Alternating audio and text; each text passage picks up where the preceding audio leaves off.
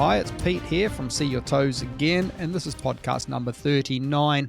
This is the first time for a while that I haven't had a guest on, to be honest, and it's just a case of I'd like to spend a few minutes talking about fat, about what makes fat, how we make fat,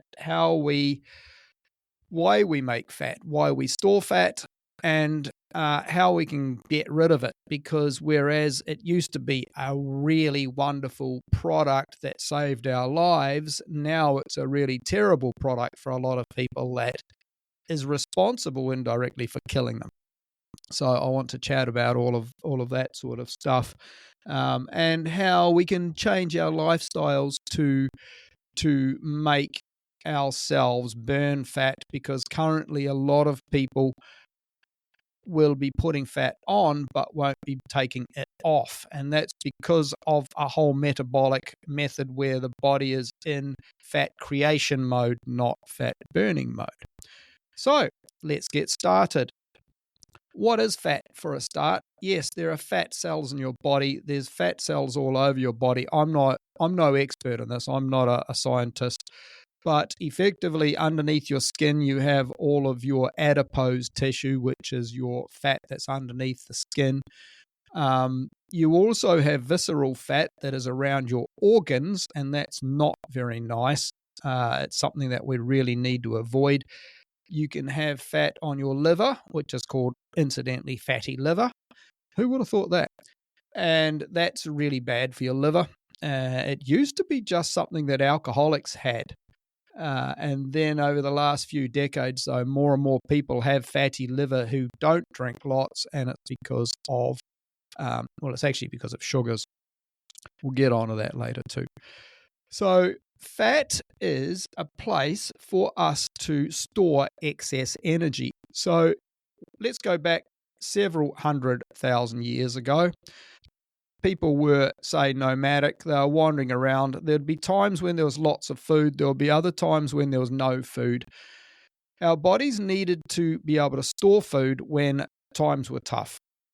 So in that instance, if we ate lots, if we gouged ourselves senseless, our bodies would use some of the food to load up our muscles and keep ourselves going, and then all the excess food would be converted into fat and sent to our underneath our skin, our adipose tissue, where it's stored for a later day. Effectively, it's stored for a rainy day.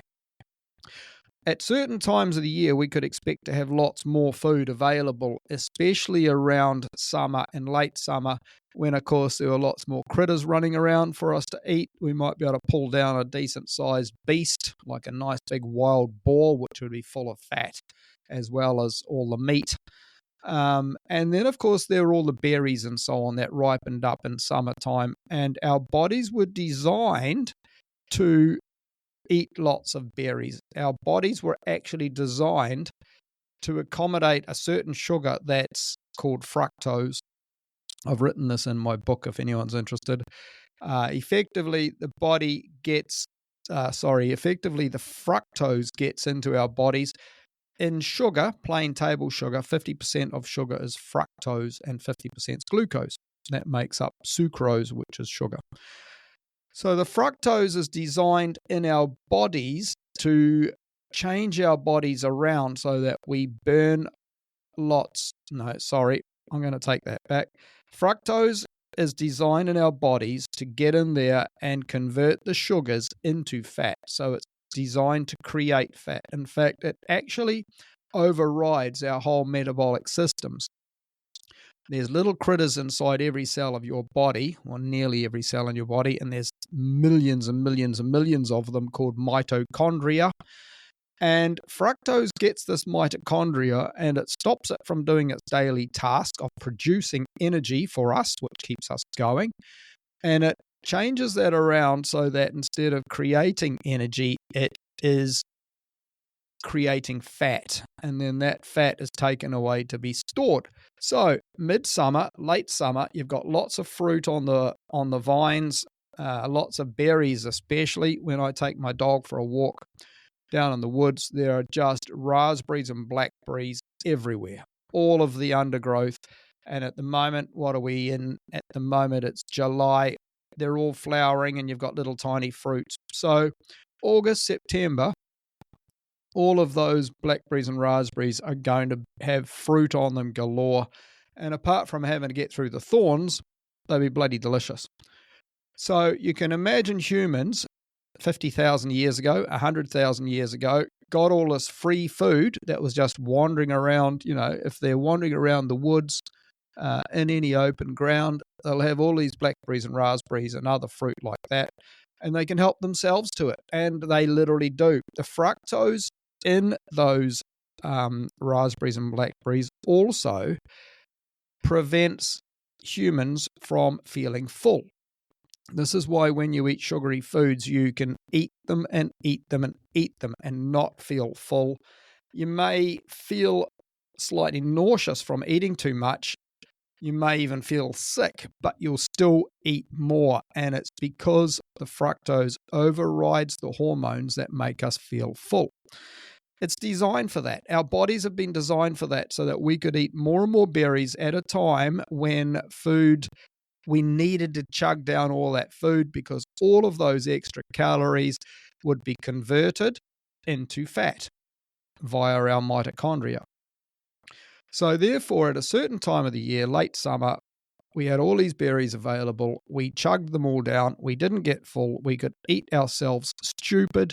We could put on loads of body fat. And that body fat meant, of course, that we had a chance to survive winter when a lot of those foods, like animals and a lot of plants and things, just weren't available. I'm surmising here because, let's face it, I wasn't around in these times, but nobody else was as well. So we're all guesstimating. But it seems that is the purpose. So we utilize fructose in a different manner from a lot of other animals in the world. And so we have been designed genetically to put fat on from all of these sugary foods. And that's also why we like all these sugary foods, because our genetics tell us to eat them. Our genetics say, grab those sugary foods and eat them until you feel sick, and then keep eating them, because this is a way you're going to put weight on, because we don't know what's around the corner, but we can assume that winter isn't going to be nice. So if you put on an extra 5 kilograms of fat, then that's a lot of energy that you've stored for winter. So that gets back to what fat is. Whereas carbohydrates, I'm taking it back a step here, whereas carbohydrates and proteins, there are three main, I'll take it back another step, there are three main macronutrients that we eat. One of them is carbohydrates, which includes sugar, and it's an energy. It's a form of energy. It's in your potatoes and obviously sugar and bread, pasta. All of these things have got energy in them in the form of carbohydrates. That's the first one. Proteins are the second one, which are building blocks. They are literally the building blocks, the amino acids, all of these things that make up every cell of your body, including your bones, incidentally. If you're lacking protein, then your whole body system is going to be screwed up. All of your hormones, everything require protein. And the third macronutrient is fat. So fat is something you can eat, of course. You eat that big lump of steak and it's got the fat on the side. We all know that. You've got a lot of fatty foods. And so there's your three macronutrients: carbohydrates, protein, and fat. Now, carbohydrates and proteins, for a gram of either of those, you'll get 4 calories. So if you eat a gram of carbs, you'll get 4 calories. If you eat a gram of protein, you'll get 4 calories. If you eat a gram of fat, you'll get 9 calories. So fat is really high in calories, which again is brilliant, because if you've stored it up over summer and then you're going into winter and you've got all of this fat on your body, which you've stored up, also has a great insulating capacity. So, of course, it keeps you a little bit warmer over the winter time. It's like having a nice big fur coat on all winter. Then that's going to really help because you've got 9 calories of energy for every gram of fat that you've put on, and that's massive. And so you're more likely to be able to get through this winter coming up where food is going to be scarce. It's going to be cold. You'd like to think your metabolism is going to slow down because of the cold, but then we also need to keep warm. So our little mitochondria, they're not only producing energy, they're also producing warmth. They're producing heat. And so a lot of the food that they need to eat will be spent in keeping us warm. They are what keep us warm when we're cold. So that all takes energy, and that energy over the winter, if we're not eating, has to come from fat, and that fat is coming from your body. It's coming from the cells, your fat cells, that you stored up, filled up over summer. So that's what fat is. Fat is this amazing product that is designed as a battery pack full of energy that will help us get through bad times.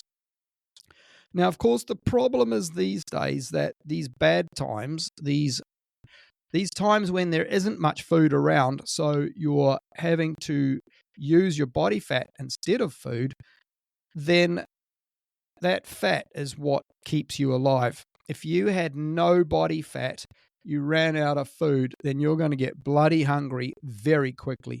So certain animals have a high metabolism and they have to eat a huge amount compared with their body weight just to keep them going.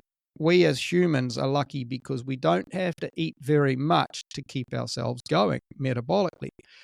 But if we had no fat in the middle of winter, we wouldn't be able to generate food for ourselves, energy for ourselves, and we wouldn't be able to generate heat for ourselves, which is pretty bloody important. So that gets us through winter. Now, of course, like I was saying, these days it's a bit different because we're not struggling over winter. We're not eating over winter. We're not going through starvation phases and extended fasting. We're just eating all the day, every day, all the time. And yes, if you are cold, then you're going to be using some energy to warm up. But now that our houses are a lot warmer as well, we spend less time shivering than we would have even 100 years ago, let's face it. We would have spent a lot of time shivering 100 years ago. And all that shivering is our bodies trying to keep us warm. And keeping us warm meant burning energy. And if you weren't eating a great deal, then that energy was coming from your fat reserves. So there we are. We've got supermarkets, meaning that we can eat as much as we want all the time. We've got warm houses. This is a generalization, of course. We've got warm houses where we don't need to expend as much energy trying to keep warm. And then, of course, we've got a whole bunch of foods that are high in sugars. So whereas we were eating sugar for a certain time of the year and it was helping us fatten up, now we're eating that same food all year round and it's still helping us fatten up. And so we've got a double whammy. We've got a quadruple whammy. A quadruple, it's easy for me to say, a quadruple whammy, because let's list them out. We've got more food available. So we can eat easily 2,000 calories, even maybe 3,000 calories a day. That's number one. Number two, we've got sugar in a lot of the foods we eat. So therefore, our bodies are creating fat out of that metabolic pathway that I discussed earlier. Three, because we're eating those sugars, we don't feel full, so we can eat more. Four, we aren't cold over winter, so we aren't burning as much energy, so we're not using up as much fat. And there's probably more that we can think through. So that's the dilemma that the body is in. And of course, as far as we're concerned, it's all good stuff. We're eating lots of yummy food. All that sugary food is delicious. It adds lots of flavor. Our bodies demand we eat lots of sugar. It's been proven that sugar is actually addictive. We enjoy our warm house. I'm not complaining. I turn the thermostat up every time I get cold. So maybe I shouldn't. Maybe I should say, well, I just need to be cold. But hey, I don't. I turn the thermostat up in the winter time. And of course, we're also not fasting the same. We're not having problems with food supply. So we've got a whole bunch of reasons why we get fatter and we don't lose fat. What this also means too, especially with the sugar component, it means that our bodies are in fat manufacturing mode. And this has been proven that your body is in one mode or the other. It's either in making fat, as in making body fat mode, or it's in using body fat mode. If you're eating the sugars, then the sugars are being converted to body fat, and that means you are in making body fat mode. So you keep making fat. While you're making fat, it's been shown that you can't use very much of that fat at all for your daily grind. So if you run out of food for 12 hours, you're going to get really hungry because your body literally doesn't make the switch to using that fat for energy. It just makes you hangry. And then, of course, we all know what hangry means. So in that instance, to be able to convert ourselves to body fat burning mode, we have to literally switch our bodies over. And that's a whole metabolic pathway that takes a little bit of doing. You can go for a long jog. This is where some people have been like overweight and they've been marathoners and they stay overweight. They cannot get rid of their body fat. It's normally because at the same time they're chugging down a lot of high sugar drinks, high sugar food, high carbohydrate foods. When I was much, much younger, I used to be in the Harriers in New Zealand, which was a distance running. And I remember a bloke saying there, that he would load up with carbohydrates the night before a race. And that was a massive plate of potatoes. And so he'd hoover all these potatoes down for carbohydrate loading. His objective was to fill up his muscles with sugar so that he would run better the following day, because these were distance running. This was 6 miles, 10 miles as a race. And I kind of did that a little bit, but it never seemed to make a hell of a lot of difference. Now, if you're a marathon runner, though, or a distance runner, and you're chugging down all of these high carbohydrate foods, then it means that it's unlikely that your body is going to be able to spend much time switched over to burning fats. And so then when you run out of those foods, you get really tired, exhausted, but you've still got all this bloody body fat, and it doesn't make sense. With body fat, for example, if you were 10 kilos overweight as far as excess body fat is concerned, and you're a distance runner, so you need that energy, 10 kilograms of body fat means 10,000 grams of body fat. And if you multiply 10,000 by 9 calories, then that's 90,000 calories. And 90,000 calories divided by, say, 2,000 calories a day, that's 45 days that you can survive without eating anything. So you can imagine if you're a distance runner, you're halfway through a race, you're starting to feel pretty tired, and you're thinking, oh, thank goodness, I've got all of that fat around my belly, on my ass, on my legs that I can get rid of. And no, it doesn't want to budge. So that's where it becomes really frustrating. We have to be able to switch our bodies over to fat burning mode for that to happen. And the only way we can do that is by stopping from eating the sugars and the carbohydrates. And this is the problem people have. It's also the basis of all of the low carb, high fat diets on the market, if you like. That's keto, carnivore, paleo to a certain degree. And there are other low-carb, high-fat diets. They work on the basis that by getting rid of the carbohydrates, the sugars out of your diet, then your body eventually has to switch over to burning fat. Generally, in that instance, we also want people to eat lots of fat, and it doesn't make sense. It's counterintuitive to be eating lots of fat when you want to be burning fat. But your body has to learn how to eat fat so that it can eat your own fat around your belly. And so the way you do this is by limiting the carbohydrates, the sugars, so that it can't use those for energy, making sure you've got enough dietary fat, which is from your butter and your fatty meats and your olive oil and all that sort of stuff, so that your body eventually says, screw this, and it switches over. Once you've switched over, you're in a position where you can burn the fats. And then when you have a time between meals, or you're halfway through that race and you need to find more energy, your body can literally go and find energy from your body. And that's where people on those low carbohydrate, high fat diets will start to lose weight.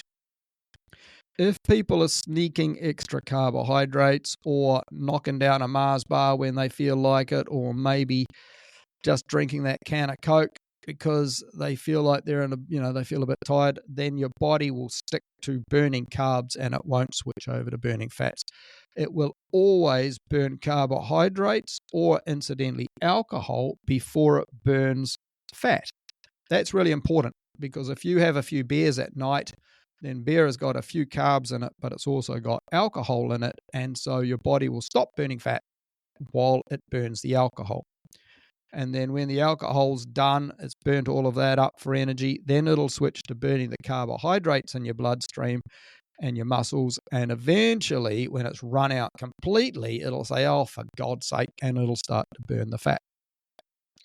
So it's important for you to know that if you want to burn your body fat, it's difficult for people because they think, oh, well, I can just exercise more. And I see this at the gym all the time.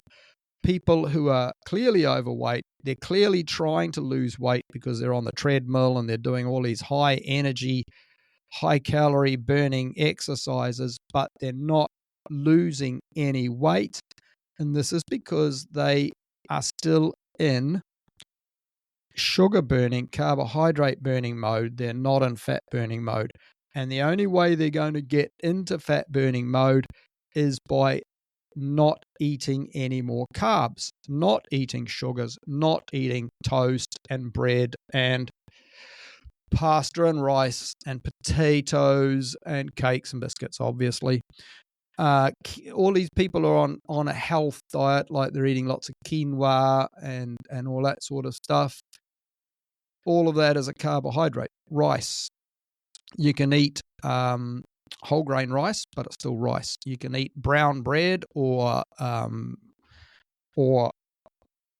seeded bread, but it's still bread. It's still carbohydrates, and it's still broken down the same inside your body, inside your gut. So all of those things still create sugar, and the sugar ends up keeping you out of fat burning mode and in sugar burning mode. Well, that's how we can burn it. How can we prevent putting fat on? Well, the main way of preventing from putting fat on is twofold. One, again, is there's two ways. You don't have to be in a ketogenic carnivorous style diet, because of course you could just limit your calories, but that will make you feel pretty tired all the time. If you're on a calorie deficit, then your body will slow down because it'll say, hey, I haven't got enough calories to get me through the day, especially if you haven't switched over to fat burning mode. It won't know how to burn fat, so it will just slow down and you'll feel tired and grumpy all day, every day, if you're just restricting calories. Yes, you'll lose some weight, but a lot of that weight can incidentally be muscle mass, not fat mass. So your body is literally eating its own muscles as a form of energy. So to prevent putting weight on in the form of fat, then we need to make sure our calories are about right, make sure our energy expenditure is about right, and then we shouldn't be putting any calories on. But the other way to do it is to, again, if you're in a high fat, low carbohydrate thing, then situation, then you're in a position where you can just be on reasonable calories, do some exercise, and you will lose fat. Incidentally, on the exercise one, exercise is probably 20% of your calorie burning as far as losing weight is concerned. 80% of losing weight is all about nutrition and what you are eating, not how much you're eating necessarily. Obviously, you don't want to be eating once you're full, but it's more what you're eating. And again, it's those high carbohydrates foods. I know I keep banging on about them, but it's those high carbohydrate foods that will make you fat because they screw up your metabolism. I nearly used the F word then. They screw up your metabolism. You have to stop eating the high carbohydrate foods, and that includes your potatoes and your pastas and your quinoa, and especially, of course, things like chips and crisps and Pringles. They're not helping whatsoever. And your energy drinks. Your energy drinks are full, jam-packed full of sugar. That's why they're energy drinks. They're normally full of caffeine and sugar. Caffeine increases your metabolism, makes you feel great, and then the sugar, of course, gives you some food to munch on. So exercise is important, but not as important as nutrition. And that's really important for people to know. If you're at the gym and you're trying to lose weight, you're trying to get that extra 10 kilos, 20 pounds off, then you've got to do it in the kitchen. Exercising is great because it keeps you healthy. It helps those little mitochondria. They have to burn more energy. They get healthier. Your hormones get healthier. All sorts of things happen inside your body because as you get fitter and healthier and stronger, and if you can build muscles, whether you're a man or a woman, if you can build more muscle, then those extra muscles will burn more energy. So you end up being able to subsist on more energy, if you like. You can eat 2,000 calories and not put weight on, whereas if you're skinny without much muscle and you eat 2,000 calories, you'll probably get fat. I know that's a broad sweeping comment. That's kind of summing it up. There's not a lot to it, you see. If when it comes to burning fat, we can talk for hours on it. We can write encyclopedias on fat. But the fact is, if you want to lose fat, the simplest way, forget about Weight Watchers, forget about Slim Fast, all of these things. A lot of those guys are based on, a lot of those techniques are based on calorie restriction, but they still have you eating carbohydrate foods. So if you do switch to burning fats and on a low carb diet, there's plenty of places to look. You can go on my website, you can read my book. You can, I think podcast number 1 actually talks about how to, or number 2 talk about how to switch over to being ketogenic. Then in that instance, once you have switched over, then you won't have to worry so much about calories, because when you eat good healthy food, which don't have the carbohydrates in them, you don't have the carbohydrates that are hijacking your satiety. That's easy for me to say. The hormone that makes you feel full, that's not being hijacked. So you will feel full fast. You'll eat, and suddenly within a few mouthfuls you go, oh, I don't think I can really eat anymore. And that's the best thing. You look at your plate and you've still got a bit on your plate. The best thing you can do is put that away, have it for lunch tomorrow. Don't keep nibbling. Don't eat just because it's on your plate. But you won't want to, because you'll be like, oh, I am full actually. And that's how you want to be. And just eat 2 or 3 meals a day like that without the carbs in there, so you will feel full. And you'll find that that will change everything about you losing weight. So I hope that has helped. I hope I haven't babbled on too much. I know I'm good at swapping from topic to topic to topic as I talk along, but that's how my brain works. As far as a lot of the time, I realize that something I'm talking about needs to be clarified in more detail. If you want to learn more about all of that, you're welcome to buy my book, which is called See Your Toes Again. And it's available on Amazon. That talks all about swapping to ketogenic diet, or listen to more of these podcasts, or follow me on Instagram or Facebook or X. So on Instagram and Facebook, it's See Your Toes Again. and on X, it's Keto Pete 2023. KETOPETE 2023. All right. Thank you very much. Have a good time.